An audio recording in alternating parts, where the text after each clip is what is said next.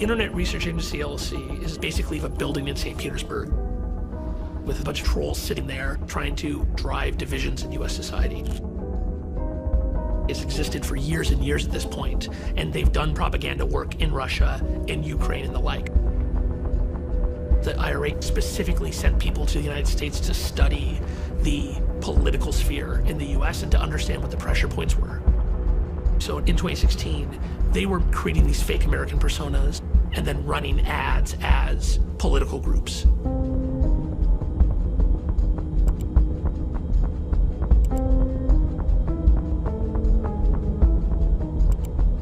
The depth of the content was surprising.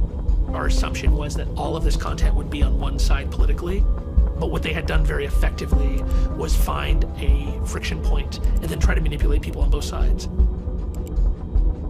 The number one topic was actually Black Lives Matter.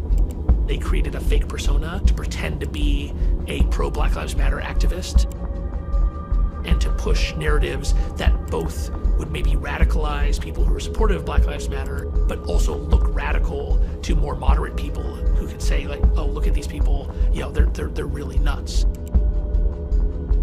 They even, in a couple cases, tried to create protests where a pro-immigration group and an anti-immigration group protest one another by inviting people to events that were at the same time.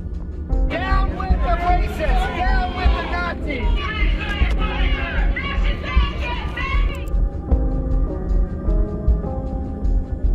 We were surprised that Putin would care so much about who the next president was, that he was so intent upon damaging me, damaging my campaign, preventing me, if he could, from becoming president.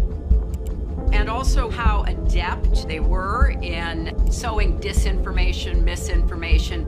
It was unlike anything we'd ever seen.